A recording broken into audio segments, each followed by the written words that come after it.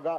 اس طرح کی ہمارے یہاں قدم قدم پر لاپرواہیاں ہیں، ان لاپرواہیوں سے ہمیں بچنا چاہیے، اپنی اپنی ذمہ داری ادا کرنی چاہیے، اور سب سے اہم چیز ان کا سب سے بنیادی جو کیل ہے، اس کیل کو مضبوطی سے ٹھونک کر رکھیں، اور وہ کیل یہاں ہے۔ نبی اکرم صلی اللہ علیہ وسلم نے ایک مرتبہ باقاعدہ اشارہ کر کے اپنا ہاتھ اپنے دل کی طرف رکھتے ہوئے فرمایا کہ یہاں دل یہ ہے، اور یہ دل اگر صحیح ہو جائے تو پھر سمجھیں کہ سارے معاملات ہی صحیح ہو گئے، انسان کا سارا جسم، انسان کے سارے اعضاء صحیح ہو گئے۔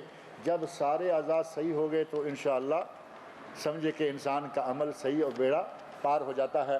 اللہ رب العزت مجھے اور آپ سب لوگوں کو اپنے دلوں کو ٹٹولنے، اپنے دلوں کا تزکیہ اور تطہیر کرنے اور دلوں کو پاک کرنے کی توفیق عطا فرمائے۔ اللہ رب العزت مجھے اور آپ سب لوگوں کو نیک عمل کی توفیق سے نوازے۔ آج کل جو بہت ہی مشہور و معروف ہے، جراثیم پھیلتے ہیں، بیماریاں پھیلتی ہیں، انہی کے نتیجہ میں آج کل یہ سوائن فلو جو آیا ہوا ہے، جس کو کہا جا رہا ہے انفلونزا الخنازیر، یہ خنزیروں کا جو فلو ہے، کبھی برڈ فلو، کبھی فلاں فلو، کبھی فلاں فلو۔ اب سارے میڈیکل والے، سارے ڈاکٹر لوگ چلا رہے ہیں کہ جراثیم، ایک دوسرے کی برائیوں کی جراثیم سے بچنا چاہیے۔ اگر اپنے محلے، اپنی گلی کی صفائی رکھنے میں ہم لاپرواہی کریں گے تو نتیجہ یہ کہ یہ مختلف بیماریوں کے جراثیم جو ہیں وہ پھیلیں گے۔ اللہ رب العزت مسلمانوں کو عموماً اس قسم کے جراثیموں سے محفوظ رکھتا ہے، لیکن کبھی کبھی ایسا ہوتا ہے کہ کماد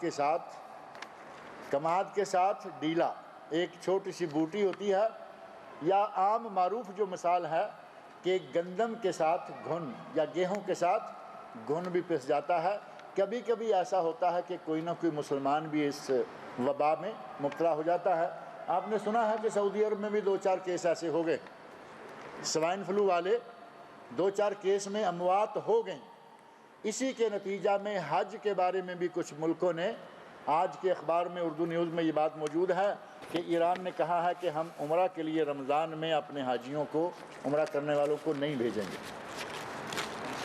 یہ سوائن فلو کے پھیلنے کے نتیجہ میں، ویسے وہاں ان کے نہ آنے سے کچھ دوسرے لوگوں کا انشاءاللہ فائدہ بھی ہو جائے گا، سوائن فلو بھی کم پھیلے گا اور کچھ آسانی کے ساتھ حج بھی کر سکیں گے۔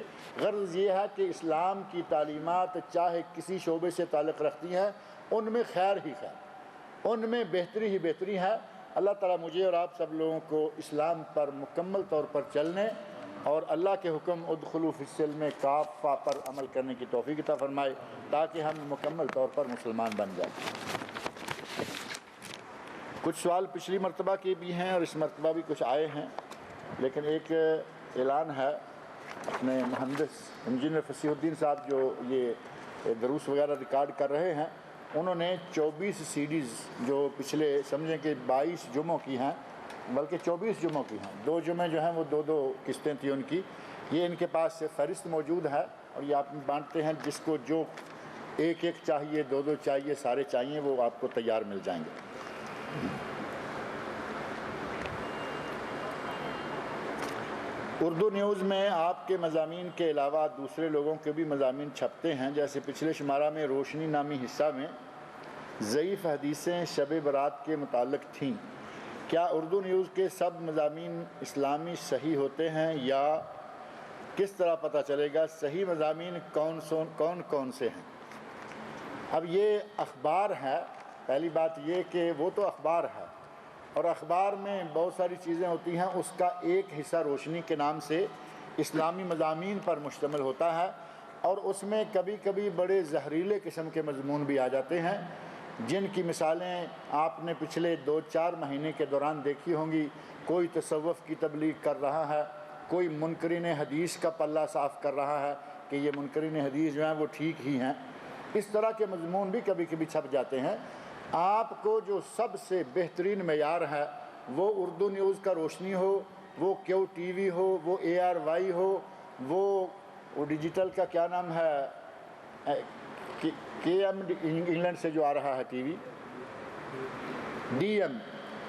DM ڈیجیٹل، کوئی بھی ہو، آپ اگر سن ہی لیتے ہیں، پہلی بات تو یہ ہے کہ ان ٹیلی ویژنوں کے دینی پروگرام نہ سنا کریں، کیونکہ ان میں کہیں 90-95% مادہ غلط ہوتا ہے، اور کبھی کہیں تھوڑا بہت آ جائے تو آ جائے، لیکن اگر آپ سنتے ہی ہیں تو آپ دیکھیں کہ صحیح حدیث اور قرآن کریم کی آیات کے حوالے سے اگر کوئی بات ہے تو وہ ہماری ہے، وہ مسلمانوں کا حق ہے، وہ جہاں سے ملے۔ اور اگر وہی ہم نے فرمایا اور ہمارے بزرگوں نے فرمایا اور انہوں نے فرمایا، اگر اس پر بنیاد ہے تو اس کو چھوڑ دیں۔ اگر یہ معیار کتاب و سنت کا آپ اپنے سامنے رکھیں گے، نہ صرف روشنی بلکہ اندھیرے میں پڑی چیز بھی آپ پہچان لیں گے کہ وہ صحیح ہے یا غلط ہے، اور روشنی میں کبھی کبھی اس طرح کی باتیں آ جاتی ہیں۔ پچھلے روشنی میں ایک مضمون تھا، جدہ سے کسی محترمہ کا تھا، اور اس کے دوسرا نام جو ہے اس کا قمر بھی تھا اتفاق سے، تو کسی نے کہا کہ شاید آپ کے گھر سے ہی وہ مضمون ہے اور آپ ہی کے مضمون کے خلاف ہے۔ میرا بھی مضمون تھا، وہ خاتون کا بھی مضمون تھا، اور یہ جو ضعیف حدیثوں کی طرف اشارہ کیا گیا ہے وہ اس مضمون میں تھیں۔ تو کئی لوگوں نے اس شک کا اظہار کیا، آپس میں باتیں کی، کئی لوگوں نے مجھ سے پوچھا، میں نے کہا بھئی میرے بال بچے سارے خیبر میں، دمام میں، ریاض تک ہیں، بس جدہ میں نہیں ہیں۔ تو بہر صورت اخبار ہے اور اس میں کبھی کبھی کوئی نہ کوئی چیز آ جاتی ہے، آپ اس کو اچھی طرح چھان پھٹک لیا کریں۔ جس مسئلے کے بارے میں شک گزر جائے اس کی تحقیق کریں، علماء سے رابطہ کریں، پوچھیں کیا صحیح ہے کیا غلط ہے۔ کیا اپنے بچے کا نام شہاب رکھ سکتے ہیں؟ اگر رکھ دیا ہو تو کیا بدلنا ضروری ہے؟ اگر رکھ دیا ہے تو بدلنا ضروری نہیں، اور اگر رکھنا چاہتے ہیں تب بھی اس میں کوئی ایسی بات نہیں ہے۔ شہاب کا معنی تو ویسے کافی گرم ہوتا ہے نا، شہاب ثاقب تو آپ سمجھتے ہیں نا، بہت بڑا انگارہ کہہ لیں، شہاب کا معنی انگارہ ہوتا ہے۔ لیکن نام جو ہے یہ موجود ہے روات حدیث میں اور سلف صالحین میں، بعض یہ لوگوں کا نام موجود ہے۔ اگر کوئی رکھتا ہے تو رکھ لے، لیکن اس طرح کے ناموں سے بہتر یہ ہے کہ کوئی اچھا نام صحابہ کا، خلفاء راشدین کا، انبیاء کرام کا، تاریخ کا کوئی بڑا اہم قسم کا نام ہو تو وہ رکھا کریں۔ ہمارے یہاں بس نئے کے چکر میں رہتے ہیں کہ نیا سا نام ہو، کوئی نئی سی چیز ہو تو وہ رکھتے ہیں، چاہے وہ کسی بھی طرح کی ہو۔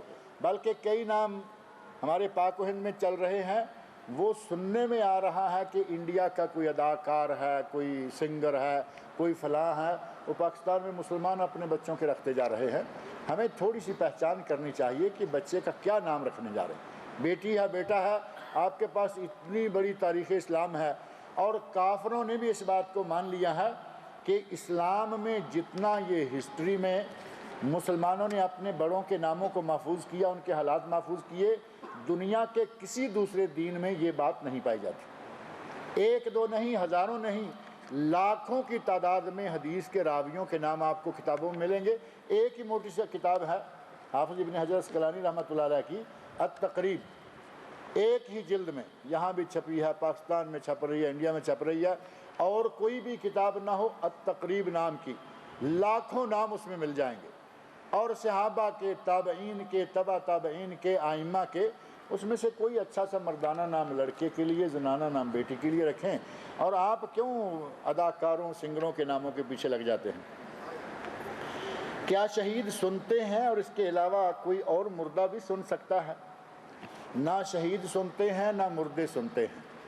اللہ نے فرمایا ہے اِنَّكَ لَا تُسْمِعُ الْمَوْتَىٰ، اے میرے نبی آپ مردوں کو نہیں سنا سکتے۔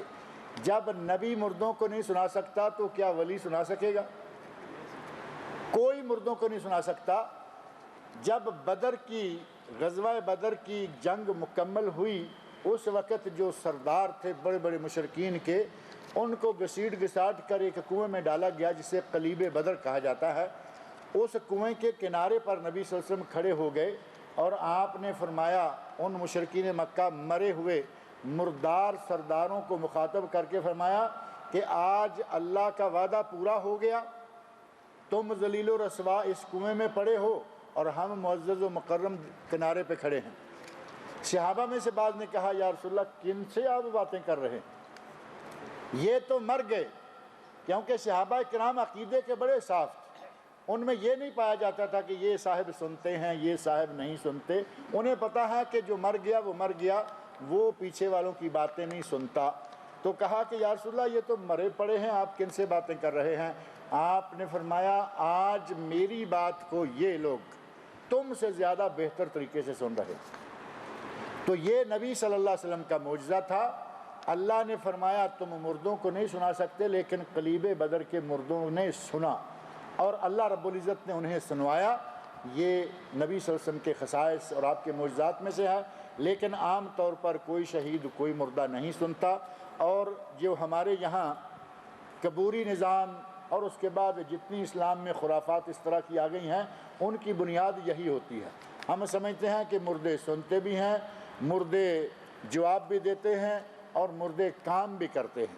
صرف یہ نہیں، کام بھی کرتے ہیں۔ جب تک زمین کے اوپر تھے تو دعا دینے کے لیے مرید آتے تھے، خدمت کرنے کے لیے، پاؤں دبانے کے لیے مرید آئے، پکڑ کر باتھ روم تک لے گئے، وضو کروایا، مسلے پہ بٹھایا، یہ زندہ پیر ہیں۔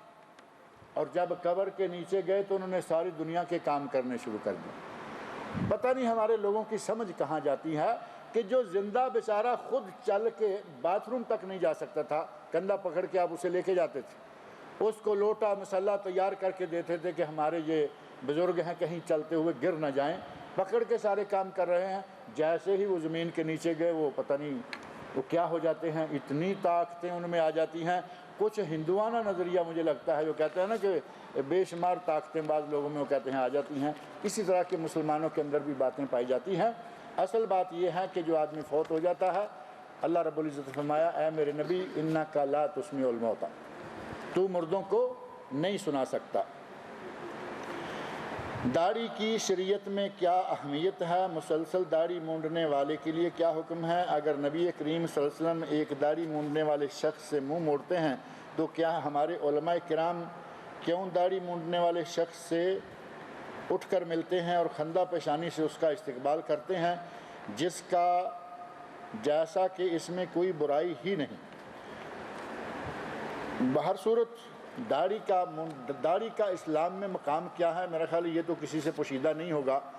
جنہوں نے داڑیاں منڈوائی ہوئی ہیں انہیں بھی پتہ ہے کہ داڑھی نہ صرف سنت رسول بلکہ سنت انبیاء، اور یہ وہ سنت بھی نہیں ہے کہ رکھی رکھی نہ رکھی نہ رکھی، کی نہ کی نہ کی، یہ ان سنتوں میں سے نہیں ہے۔ یہ واجب کی طرح سنت ہے، اسلام کا ہی نہیں بلکہ فطرت کا حصہ ہے۔ داڑھی رکھنا، مونچھیں منڈوانا، بغلوں کے بال زیر بال ناف صاف کرنا، اپنے ناخنوں کو صاف کرنا فطرت کے حصوں میں سے، یہ امور فطرت میں سے ہے۔ لیکن رہا معاملہ یہ کہ علماء کیوں ملتے ہیں ان سے؟ اب کیا سمجھتے ہیں کہ بند کر دیا جائے جن کے داڑھی نہیں ہے، نہ ان کو پاس بیٹھنے دیں نہ ان کے پاس جائیں، تو دعوت پھر اس کو کون دے گا کہ بھائی داڑھی رکھو؟ دعوت دینے کے لیے اس کے پاس جانا پڑے گا یا نہیں؟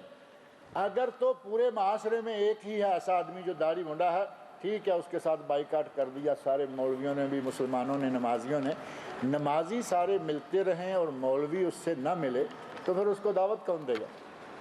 کچھ مصلحتیں ایسی ہیں کہ بائیکاٹ کر کے کسی ایک کام کی وجہ سے اگر اس کو تھوڑا تھوڑا کر کے کہتے رہیں کسی وقت بھی۔ یہاں بیٹھنے والوں میں سے کئی ایسے لوگ ہیں جو پہلے داڑھی نہیں رکھے ہوئے تھے، آج داڑھی رکھے ہوئے ہیں، ایک دوسرے کو دیکھ کر سن کر۔ کبھی یہ کوئی نہیں کہہ سکتا کہ کون سی بات کب کسی کے دل میں گھس جائے گی۔ ایک آدمی زور شور سے داڑھی کی ترغیب دلاتا رہتا ہے، بات سمجھ میں نہیں آتی۔ کبھی ہوتا ہے کہ کوئی ایک چھوٹا سا نقطہ سامنے آ گیا اور بات سمجھ میں آ گئی۔ تو ایسا نہ کہیں کہ مولوی حضرات بغیر داڑھی والے لوگوں سے مل کیوں لیتے ہیں، بلکہ یہاں تو پتہ نہیں کسی کو بڑا اسپیشل دیکھا ہے، اٹھ کے خندہ پیشانی سے ملتے ہیں، استقبال کرتے ہیں۔ کیا داڑھی مونڈنے والے شخص کے پیچھے امامت جائز ہے جب مرد خود آگے ہو کر نماز پڑھنے کی کوشش کرتا ہے؟